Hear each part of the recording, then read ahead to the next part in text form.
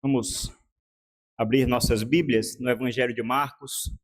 Hoje, na nossa série de pregações neste Evangelho, começando mais um capítulo, penúltimo capítulo do Evangelho de Marcos, capítulo 15. Deus tem nos conduzido ao longo desta série, tem sido maravilhoso. Deus tem falado ao nosso coração, tem feito, pelo menos particularmente para mim, louvar ainda mais o Senhor pelo Salvador que nós temos, pelo Evangelho que vai se descortinando a cada semana diante dos nossos olhos. Isso é maravilhoso, nós podermos meditar nesses textos que são palavra de Deus para nossas vidas. E hoje, começando mais um capítulo, já sentindo o gostinho do fim da série, mas até aqui o Senhor tem nos ajudado. Marcos capítulo 15, nós iremos meditar dos versículos 1 ao 15, certo? Marcos 15, versículos 1 a 15. Texto bastante conhecido, estamos numa cena muito icônica do fim do ministério público de Jesus, no momento em que ele é confrontado ali diante de Pilatos, governador romano. Vamos ler a palavra do Senhor que diz assim, irmãos. Logo pela manhã, os principais sacerdotes entraram em conselho com os anciãos, os escribas e todo o sinédrio.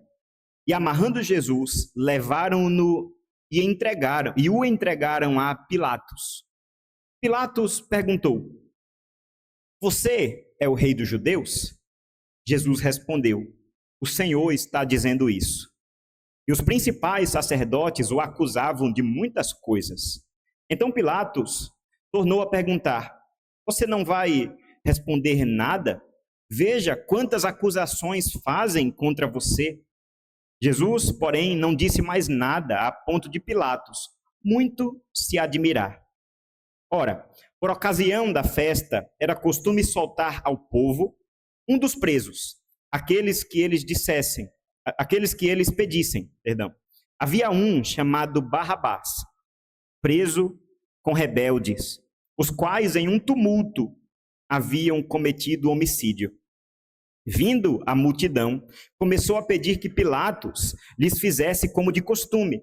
E Pilatos lhes respondeu, dizendo: "Vocês querem que eu lhes solte o rei dos judeus?"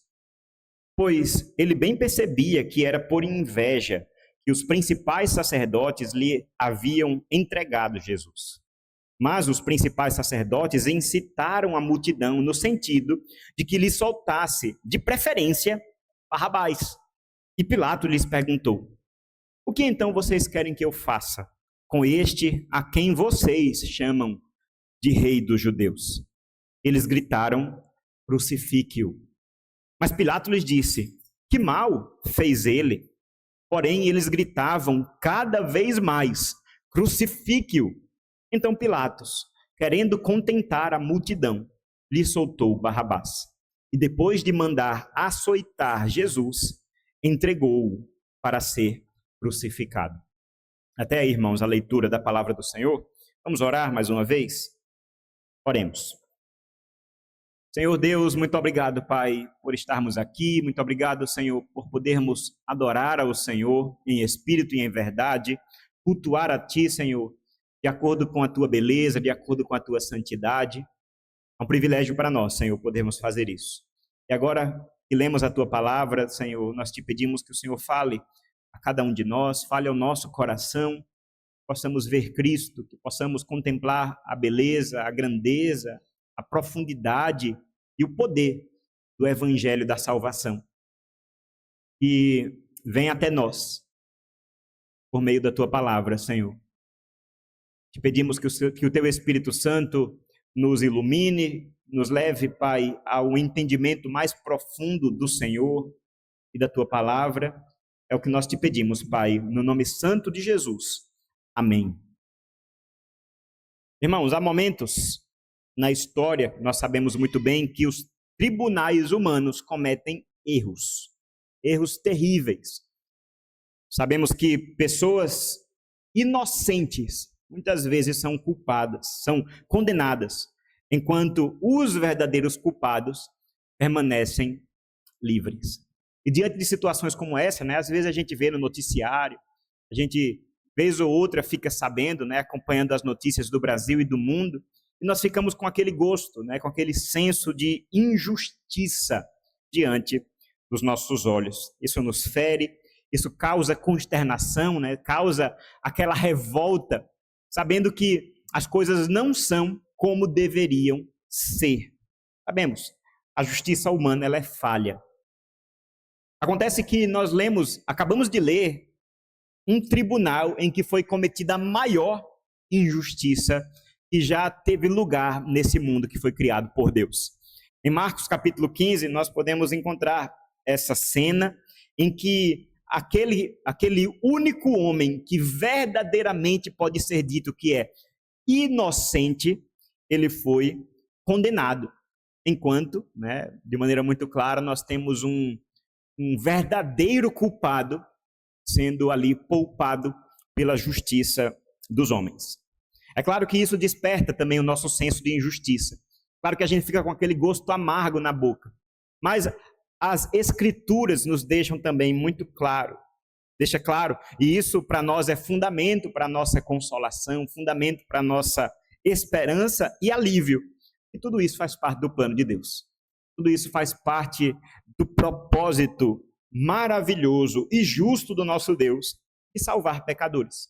O tribunal de Pilatos, enquanto aparentemente, né, e na verdade de maneira muito verdadeira, é uma cena terrível, de uma terrível injustiça, é para nós, aqueles que estão em Cristo, um palco onde o evangelho começa de fato a ser verdadeiramente encenado diante dos olhos da história, diante dos nossos olhos.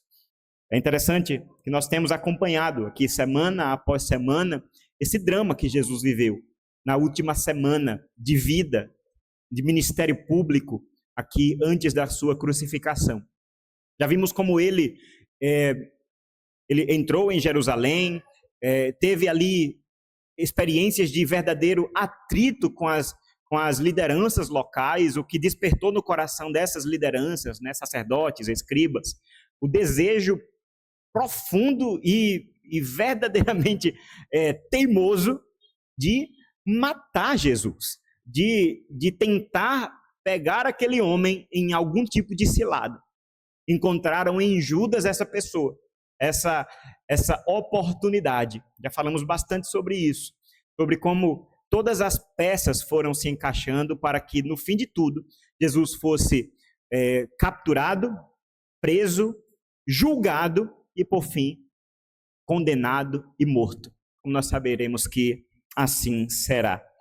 Perceba que tudo isso, e nós temos acompanhado aqui, faz parte desse tema da humilhação do Senhor Jesus. Jesus Cristo, sendo Filho de Deus eterno, Deus verdadeiro, Deus poderoso, que habita eternamente num ambiente de glória, de eterna satisfação, e isso é a mensagem do Evangelho para nós. Ele mesmo, voluntariamente, abre mão deste ambiente de glória para se humilhar.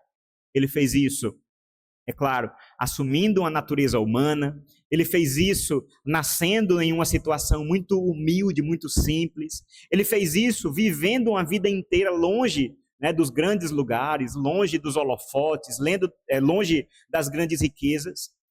Ele fez isso obedecendo à lei de Deus e também, como nós vemos, né, de maneira muito visível aqui no fim do ministério de Jesus, ele se humilhou também sendo massacrado pelas mãos de seres humanos e pecadores.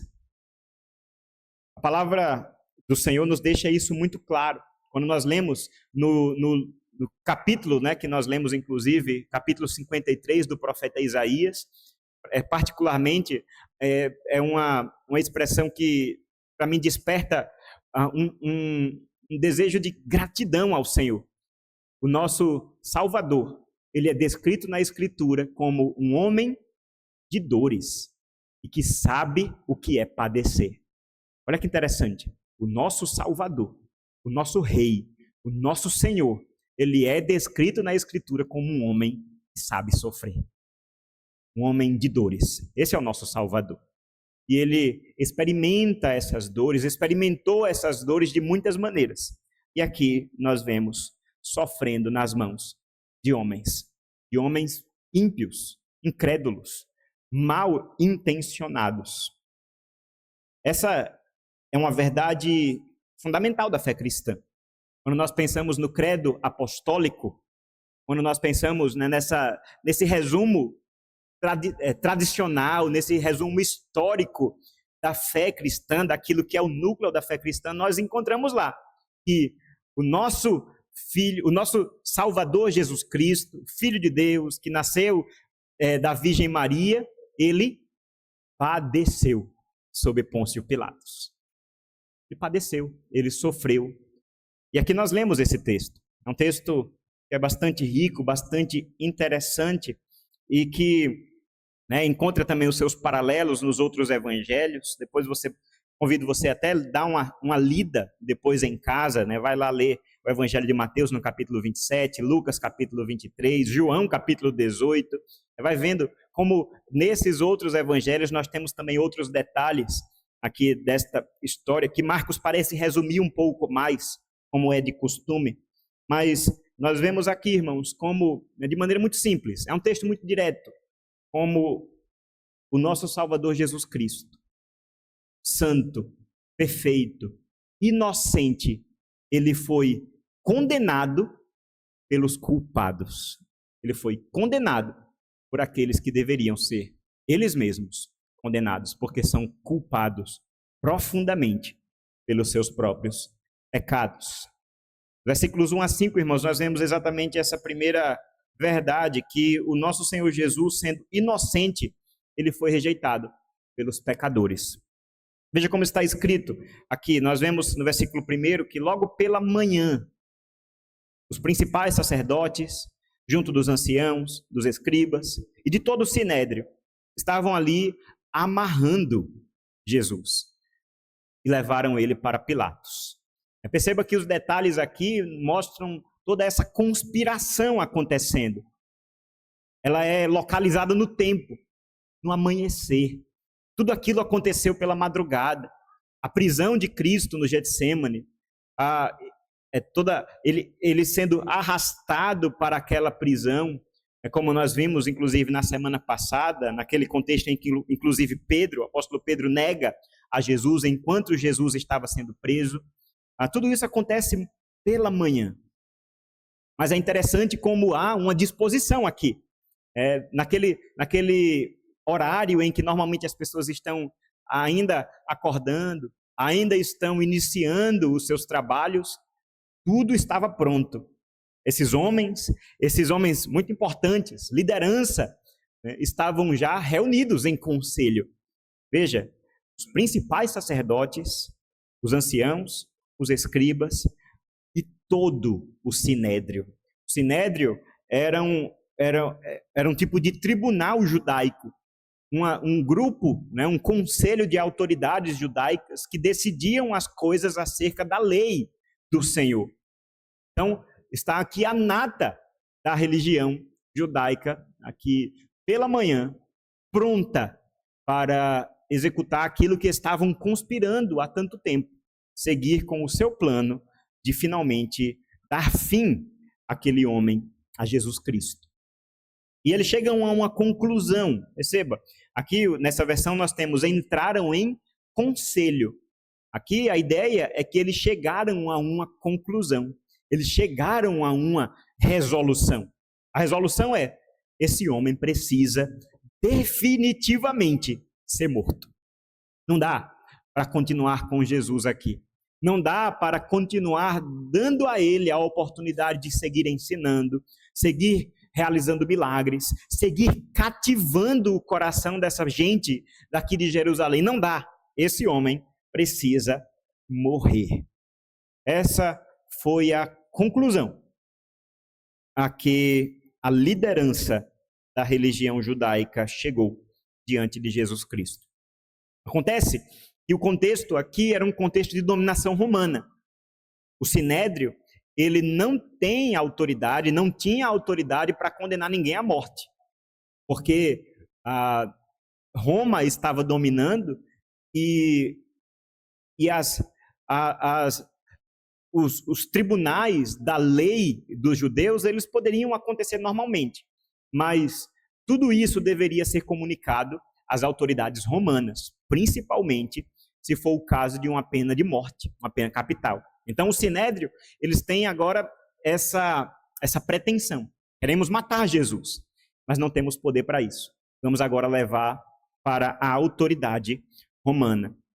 E é aí que Pilatos entra na história. É interessante, nos diz agora o versículo 2, perdão, a partir do versículo 3, que os principais sacerdotes, versículo 3, os principais sacerdotes acusavam a Jesus de quê? De muitas coisas. Marcos não relata especialmente essas acusações. Mas se a gente olhar nos outros evangelhos, nós vamos ver que elas são de natureza política. Isso é muito interessante. Afinal, as perguntas de Pilatos diante de Jesus é: você é o rei dos judeus? A ideia é: você está se chamando para si mesmo um tipo de autoridade política, afrontando assim a soberania de Roma? A ideia é essa. Mas perceba como os sacerdotes, os escribas, eles, de certa forma, eram muito maliciosos naquilo que estavam fazendo. Há pouco tempo, quando Jesus estava diante do Sinédrio, e nós vimos isso lá na metade do capítulo 14, nós vimos que as acusações levantadas por Jesus ali eram todas de natureza religiosa. Ele disse que ele ia profanar o templo. Ele mesmo se chama Filho de Deus. Então, de natureza religiosa. E isso para levantar os judeus contra Jesus. Mas agora, diante da autoridade romana, a acusação ela é de ordem política. Em outras palavras, esses homens não estavam comprometidos com a verdade. Eles não estavam querendo, de fato, zelar por alguma coisa pela qual eles lutavam, pela qual eles estavam firmes e na qual eles acreditavam. Não. Eles, na verdade, só concordavam em uma coisa: destruir Jesus. Perceba se não é assim como um reino das trevas, ele sempre encontra consenso contra as coisas do Senhor. É muito interessante quando nós percebemos, vez ou outra eu vejo notícias por aí e percebo que muitas vezes discursos, parcelas da sociedade que naquilo que acreditam são opostos, deveriam estar um contra o outro. É só você colocar a fé cristã no meio e tudo se volta contra Cristo. Tudo se volta contra a verdade. É assim, por exemplo, quando nós pensamos em tudo que é descrito ali, por exemplo, na lei do islamismo. E é muito interessante como essa parcela, esse discurso encontra um aliado muito inesperado em um discurso de gênero, por exemplo, em um discurso discurso LGBTQIA+. Idealmente, nós podemos pensar, não deveria haver algum conflito aqui, mas diante da verdade da fé de Cristo, que nós vemos na verdade, uma grande conspiração, conforme nos afirma no Salmo 2. Os reis da terra conspiram contra o Senhor e contra o seu ungido. E nós vemos isso acontecendo aqui no capítulo 15 do Evangelho de Marcos. Nós temos as autoridades judaicas agora encontrando em Pilatos um inimigo, diante de Cristo, um grande aliado. Vamos levá-lo a Pilatos. Queremos aqui matar esse homem. E diante disso, levantaram muitas acusações. E aí Pilatos, ele faz uma pergunta para Jesus. E agora sim, o versículo 2. Pilatos pergunta, olha como está escrito: você é o rei dos judeus? Jesus responde, o Senhor está dizendo isso. Lendo assim, parece que essa pergunta ela pode ficar muito solta, né? Qual é a verdadeira intenção de Pilatos e o que significa essa resposta de Jesus? E aí nós precisamos de compreender uma coisa. No grego, irmãos, aula de grego, tá certo? No grego, na verdade nós não, né? Que eu não falo grego, mas no grego, normalmente você não precisa falar os pronomes. Ok?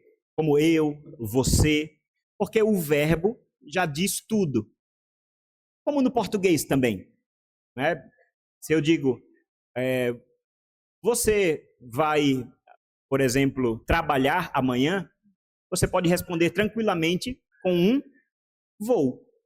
Você não precisa dizer eu vou, porque esse vou já está na primeira pessoa. O grego é a mesma coisa, tá certo? E é muito mais comum os pronomes não aparecerem no grego, porque os verbos, eles já carregam todo o significado. Então, é como se Pilatos pudesse perguntar, és o rei dos judeus? Ok? Mas, nesse texto em especial, o pronome está lá.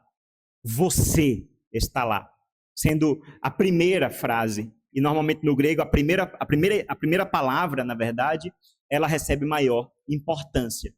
Então, deixa eu representar aqui como essa pergunta provavelmente foi feita por Pilatos.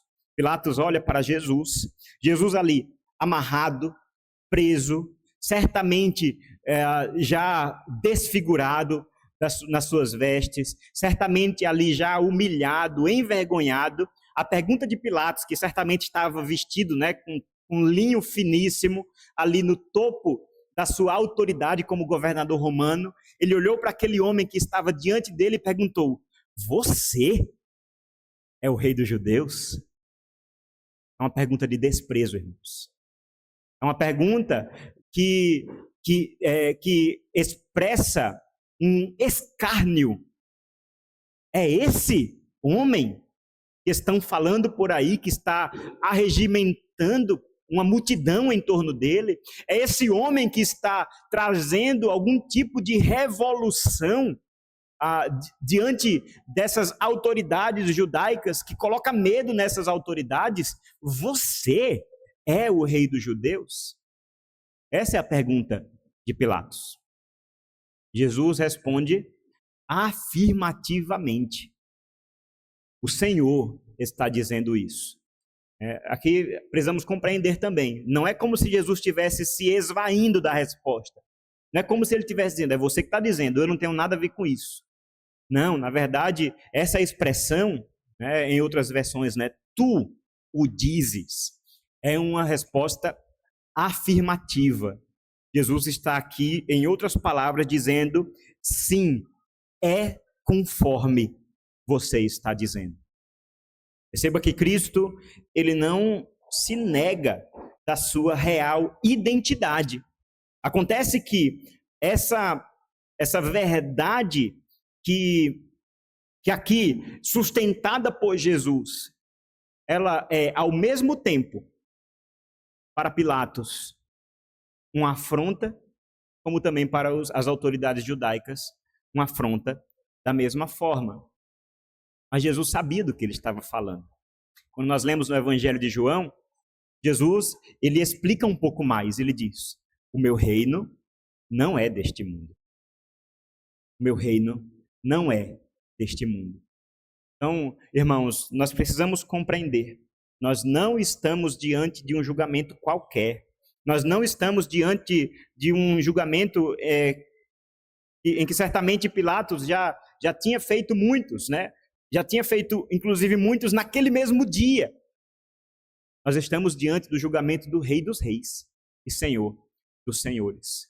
Aquele que tem um reino eterno, um reino que não passa, um reino que não é desse mundo, um reino que não é físico, um reino que não é passageiro, mas aquele que está sendo julgado é aquele que tem poder para julgar a todos. E assim ele fará. É você que é o rei dos judeus? E é interessante que diante das acusações, Pilatos pergunta, leva todas essas acusações a Cristo. E Jesus fica em silêncio. Isso traz para Pilatos uma situação muito delicada. Você não vai responder nada? Veja quantas acusações fazem contra você. Jesus, porém, não disse mais nada, a ponto de Pilatos muito se admirar. Assim nos diz o versículo 5. O silêncio de Jesus, mais uma vez, aparece aqui, irmãos. Já tem aparecido, já apareceu no julgamento diante do Sinédrio, a partir do versículo 53, do capítulo 14. E aqui, mais uma vez, diante de alguém que tinha poder para livrá-lo, Jesus fica em silêncio. O que significa esse silêncio de Jesus? É claro que poderíamos levantar muitos propósitos, mas certamente é para que se cumprisse a Escritura. Como ovelha muda foi levado pelos seus tosquiadores, conforme nos afirma Isaías no capítulo 53. Isso faz parte da humilhação de Cristo. Assim como o cordeirinho no Antigo Testamento era pego para ser levado em sacrifício, de maneira tão inocente, de maneira tão simples, simplesmente levado de maneira passiva, para ser ali imolado e ter o seu sangue derramado em sacrifício, assim Jesus Cristo fez. Ele não esperneou, não tentou se justificar, não tentou encontrar uma saída que fosse mais confortável, ele não poupou esforços para cumprir a sua missão até o fim, e fez isso em silêncio. E isso, meus irmãos, não é fraqueza, tá certo? Aí está a força do nosso Salvador Jesus Cristo, porque ele, tendo autoridade, inclusive sobre o próprio Pilatos, como ele mesmo diz também no Evangelho de João, Pilatos diz, você não entende? Eu tenho autoridade para te libertar. Jesus olha para ele e diz, você não teria autoridade nenhuma sobre mim, se do céu ela não tivesse sido dada. Jesus sabia o que estava fazendo. O silêncio de Jesus é também aqui, irmãos, uma grande demonstração do compromisso profundo que o nosso Salvador tem em salvar o seu povo. Isso para nós é boa nova, é para nós, irmãos, motivo de verdadeira gratidão. Mas é interessante, irmãos, como nós vemos aqui nesses simples versículos, do versículo 1 a 5, exatamente a cena de um homem santo e inocente sendo rejeitado pelos pecadores. Cristo é a justiça de Deus. Mas veja se não é assim a situação de um coração que está endurecido. Ele não tem o desejo pela justiça. Ele não tem o desejo pela santidade. Ele não tem o desejo pela bondade. Ao contrário, o coração entregue, que está aqui assenhoreado pelo pecado, ele é capaz de rejeitar até mesmo a perfeita justiça de Deus. Rejeitaram a Cristo. Os religiosos, conhecedores da lei, conhecedores das Escrituras, rejeitaram aquele que é o fiel cumprimento dessa lei. E assim fizeram, demonstrando a dureza do seu coração. Mas a cena, irmãos, ela fica mais gritante a partir do versículo 6, quando nós vemos que não somente o inocente é rejeitado, mas sabemos a partir de agora que o culpado, ele é exaltado. O culpado, agora, ele é louvado e recebe por causa disso a liberdade. O versículo 6 nos dá uma informação muito interessante. Lembremos, era a época da Páscoa. E Marcos explica esse costume. Por ocasião da festa, era costume soltar ao povo um dos presos, aquele que lhes pedissem. Olha que interessante. A Páscoa, no contexto ali da história dos judeus, representa a libertação do povo lá do Egito. Eles eram escravos, estavam presos, estavam ali, algemados com seus grilhões e foram por isso libertados. E como um tipo de celebração, uma tradição dessa libertação, era um costume que o povo pedisse a libertação de um dos culpados, de um daqueles que estavam sendo julgados pelas autoridades romanas. É uma forma de indulto, né? Nós temos, inclusive, no nosso direito, né? O indulto natalino. E aí o presidente da República diz, olha, estão perdoados, né? De certa forma, estão perdoados os culpados, né? Os condenados por causa desses crimes e tudo mais, que cumpriram tanta parte, né? Tal parte da pena. Isso acontece, né? Nos países em geral, inclusive no nosso. É uma forma de demonstrar a graça, né? Perceba, a graça da autoridade, a graça do governante. E Pilatos vai fazer isso, né? Olha, é costume que um de vocês seja solto, o povo que vai decidir. E o povo faz esse pedido, conforme nós lemos no versículo 8. O povo começou a pedir que Pilatos lhes fizesse como de costume. Diante daqueles presos, condenados, quem o povo pediria? E aí nós somos apresentados a esse personagem, um homem chamado Barrabás. O Evangelho de Marcos traz algumas explicações acerca de quem era esse homem. O que é que nós lemos? Ele estava preso, ele foi preso com rebeldes, os quais em um tumulto haviam cometido homicídio. Naquele contexto, naquela situação, eram muito comuns tumultos, insurreições, pequenas revoluções que aconteciam, alguns judeus se levantando contra a opressão de Roma, alguns homens até armados se levantavam contra as autoridades, contra os soldados, contra os cobradores de impostos, por exemplo. E, vez ou outra, explodia, tanto antes de Cristo como depois de Cristo, arregimentando um grupo de seguidores e levavam à frente esses tipos de revoltas. E aí Barrabás era um desses homens. Tinha sido preso, junto de outros rebeldes, em uma dessas revoluções, e nessa insurreição tinham cometido homicídio. Então, já aí o que é que a gente já tem, Era um homem que estava preso, rebelde, assassino. O Evangelho de João acrescenta ladrão, Então, o currículo vai aumentando. Certamente, um homem que merecia a condenação. Um homem que merecia estar na condição em que se encontrava. E está lá, diante do povo, este homem chamado Barrabás, do lado de Cristo Jesus. Aqui a gente tem um jogo de palavras muito interessante. Barrabás, o nome desse homem, significa, é um nome dividido em duas partes,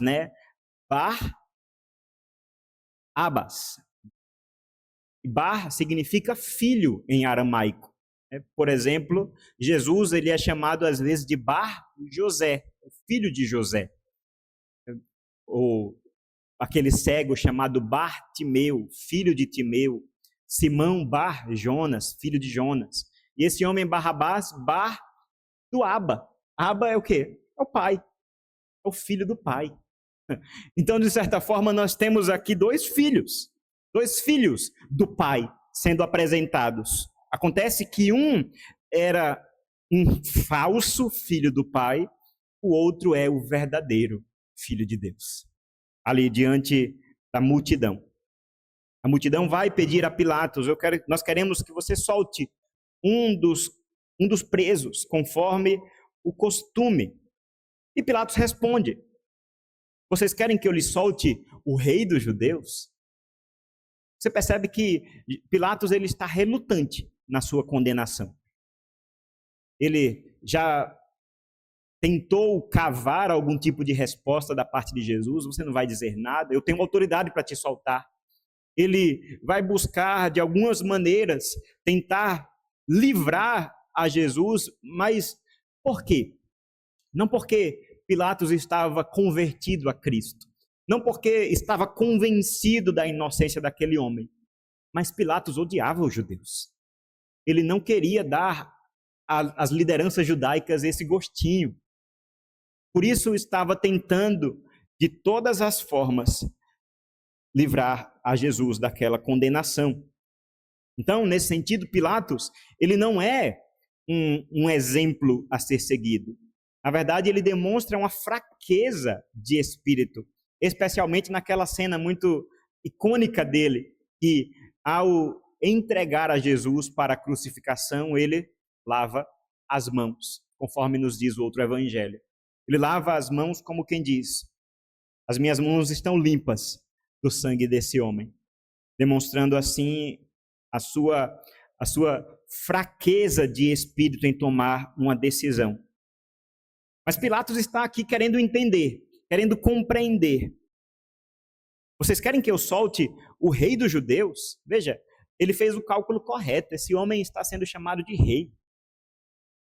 Será que ele não vale mais diante dos olhos do povo do que este assassino? Versículo 10 nos diz isso de maneira muito clara. Ele bem percebia que era por inveja que os principais sacerdotes lhe haviam entregado Jesus. Mas os principais sacerdotes incitaram a multidão, no sentido de que eles soltassem, de preferência, Barrabás. E o Evangelho de Mateus nos afirma essa multidão gritando a plenos pulmões: Barrabás, queremos Barrabás. Mas o Evangelho de Marcos nos afirma esse detalhe que é muito relevante. Os principais sacerdotes é que incitaram a multidão, influenciaram aquela multidão para que Barrabás é que fosse o condenado solto. O que vocês querem que eu faça com o rei dos judeus? Pergunta Pilatos. Vem a sentença. Crucificam. Crucificam. Que mal ele fez? Pergunta Pilatos. Crucificam. Versículo 15. Então Pilatos, querendo contentar a multidão, lhe soltou Barrabás. E depois de mandar açoitar Jesus, entregou-o para ser crucificado. Eu quero que você olhe, irmãos, para esse contraste. De um lado, nós temos um homem culpado. Um homem que merecia estar naquela condição. O outro, absolutamente santo. A multidão escolhe o pecador. A multidão escolhe o culpado. Essa escolha ela parece absurda para nós. Ela parece para nós uma grande injustiça. E de fato é. Porque aquele homem, Jesus Cristo, o Senhor, aquele que veio trazer verdadeira liberdade, estava preso. O homem que veio trazer vida foi preterido diante de um homicida. Mas veja se isso não revela o coração do ser humano sem Deus. Sem a graça do Senhor, a gente prefere qualquer coisa. Hoje, nós temos o privilégio de dizer que amamos a Jesus, porque Ele nos alcançou. Mas, se a escolha fosse colocada diante de nós preferíamos qualquer outra coisa, não fosse Jesus. Porque os nossos corações estavam endurecidos, os nossos olhos fechados, estávamos mortos em nossos delitos e pecados. De maneira que aquela multidão, ela estava seguindo o curso do seu coração. Aquela multidão estava ali demonstrando aquilo que estava escondido. Perceba como essa multidão, ela expõe aquilo que há de mais terrível no ser humano. Porque há poucos dias, no início da semana, Jesus estava entrando por aquelas portas, pelas portas de Jerusalém, sendo aclamado. Hosana nas alturas, salve rei dos judeus. E essa mesma multidão agora conclama a crucificação daquele mestre. Em outras palavras, a gente pode perceber uma coisa que nos fala muito sobre o nosso coração. Enquanto aquele homem era um fazedor de milagres, enquanto aquele homem era um multiplicador de pães, a multidão estava com ele. Mas quando ele está desfigurado, quando ele está seguindo o caminho da morte, quando aparentemente ele está derrotado, todos o abandonam, inclusive os seus discípulos. Aquela multidão, irmãos, pedindo, suplicando pela crucificação de Jesus, ela representa exatamente a situação do homem sem o Senhor. A situação que eu e você estávamos sem Cristo. Onde estaríamos nós nessa cena? Onde estaríamos nós se estivéssemos aqui presenciando todas essas coisas? Não queira ser aqui aquele que faria a diferença. Porque aqueles que caminharam com Cristo durante longos 3 anos, nenhum deles estava aqui. Onde estaríamos nós nesta cena? Mas o Evangelho, irmãos, ele sempre brilha mais alto. A ponto de eu poder dizer claramente que enquanto nós podemos nos identificar com aquela multidão, nós também podemos nos identificar com Barrabás. Porque nessa cena nós temos uma pequena, mas gloriosa representação do que significa o Evangelho. Barrabás estava caminhando para a crucificação. De repente ele podia estar ali na sua cela, não sabemos por quanto tempo ele estava preso. Estava ali certamente ciente de que naquele dia iria morrer. Provavelmente consciente dos seus pecados, consciente do que tinha feito. Eu matei um homem, eu levantei uma revolta, eu sou ladrão, eu sou assassino, eu mereço a morte. Mas enquanto nós temos aqui, por um lado, a grande injustiça de uma multidão que prefere o pecador diante do santo, por outro lado, nós temos, irmãos, a manifestação maravilhosa da misericórdia de Cristo Jesus, demonstrada aqui de maneira primeira na vida de Barrabás.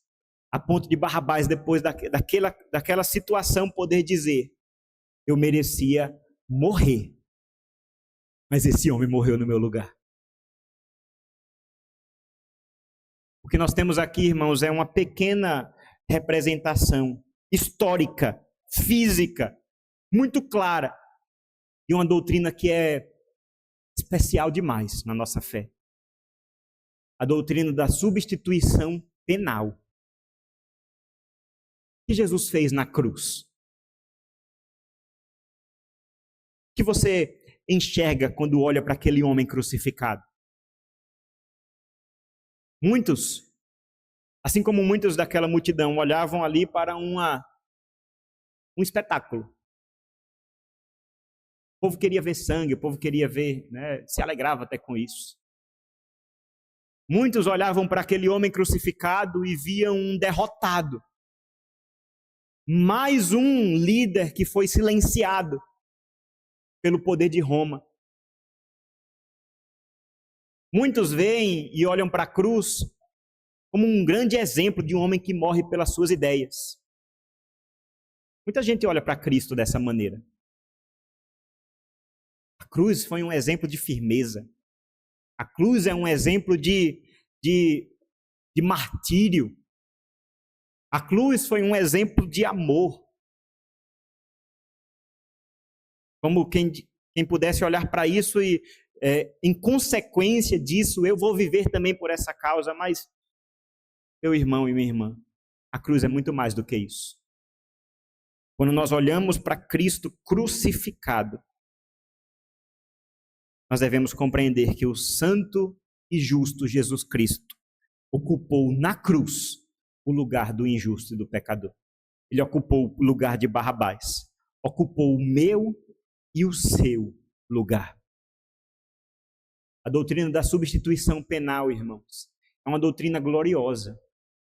Cristo Jesus, ele nos substitui, sofrendo a pena que estava sobre a minha vida e sobre a sua vida. Aquilo que eu e você merecíamos. Merecíamos a morte, condenação, inferno, morte eterna. Isso foi sofrido por Jesus na cruz do Calvário. Há quem diga que Cristo Jesus sofreu o inferno por nós. E isso é verdade. Nesse texto, nós vemos muito mais do que uma injustiça.